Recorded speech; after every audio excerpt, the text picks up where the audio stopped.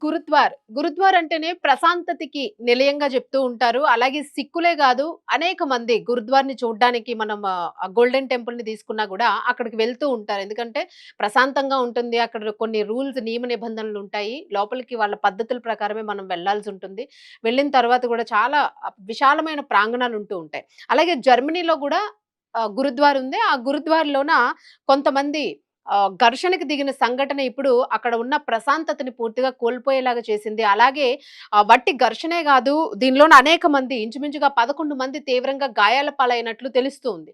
ఇక్కడ 2 గ్రూప్స్ జర్మనీలో ఉన్న గురుద్వార్‌లోని కొట్టుకోవడం జరిగింది.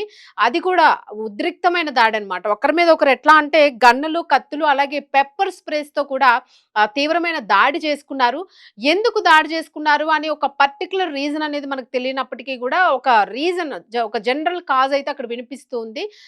గురుద్వార్‌లో వచ్చే ఫండ్స్ ఏవైతే ఉంటాయో ఈ ఫండ్స్‌కి సంబంధించి అంటే నిధులు ఏవైతే వస్తాయో ఈ నిధులకి సంబంధించి ఒకరికొకరు మాట్లాడుకుంటూ గూడా అక్కడ వాళ్ళ మధ్య ఘర్షణ చెలరేగింది. ఈ ఫండ్స్‌ని ఎలా పెడుతున్నారు? దేనికి వెచ్చిస్తూ ఉన్నారు? సో, ఈ లెక్కలన్నీ గూడా కరెక్ట్‌గా తేలకపోవడంతోని వాళ్ళ మధ్య ఒక ఘర్షణ చెలరేగింది. ఆ ఘర్షణ చినికి చినికి గాలివానగా మారి ఆ 2 గ్రూపులు గూడా తీవ్ర స్థాయిలోన ఒకరి మీద ఒకరు విరుచుకుపడి దాడి చేసుకున్నట్లు ఇక్కడ కనిపిస్తుంది. అయితే ఇది ఎక్కడ జర్మనీలోని మోయిర్స్ పట్టణంలో దుస్బర్గ్ అనే ప్రాంతంలో ఉన్న గురుద్వార్‌లో ఈ ఘటన చోటు చేసుకున్నట్లు కనిపిస్తుంది. దీనిలో ఇంచుమించుగా 2 గ్రూపుల మధ్య తీవ్ర స్థాయిలోన కొట్లాటలైతే జరిగినాయి. దీనిలోన వీళ్ళు వాడినవి కత్తులు, కిర్బన్స్, గన్నులు, పెప్పర్ స్ప్రేస్. సో, మొత్తానికి ఈ దాడిలోనైతే మాత్రం సుమారు 40 మంది ఇక్కడ ఘర్షణలో పాల్గొన్నట్లు కనిపిస్తుంది. వెంటనే పోలీసులకి ఇన్ఫర్మేషన్ ఎళ్ళింది.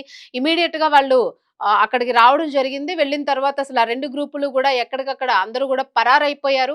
పోలీసులు కొంతమందినైతే అదుపులోకి తీసుకున్నారు. అలాగే దీనికి సంబంధించి ఆ గురుద్వార్ లోపల ఆ మందిరాన్ని సందర్శించడానికి వెళ్ళిన వాళ్ళందరూ గూడా అక్కడి నుంచి పరుగులు తీసి భయభ్రాంతులై పరుగులు తీయడం జరిగింది.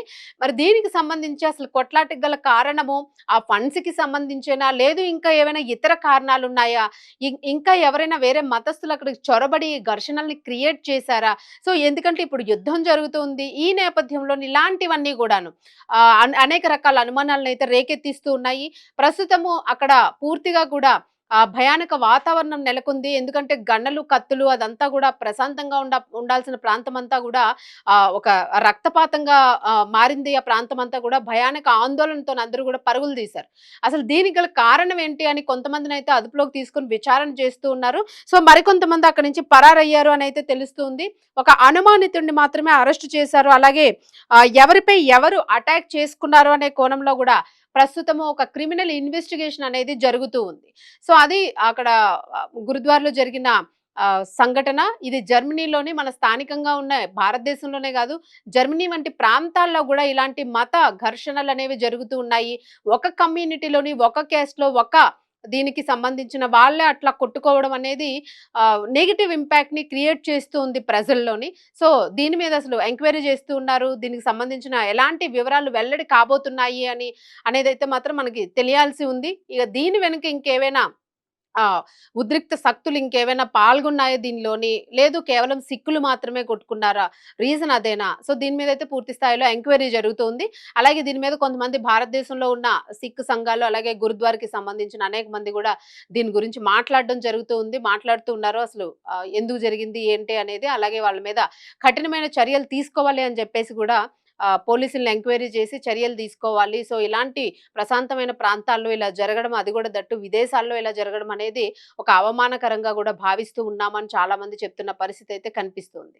సో, ఇది ప్రస్తుతము జర్మనీలో ఉన్న గురుద్వార్‌లో జరిగిన సంఘటనకు సంబంధించిన అప్డేట్.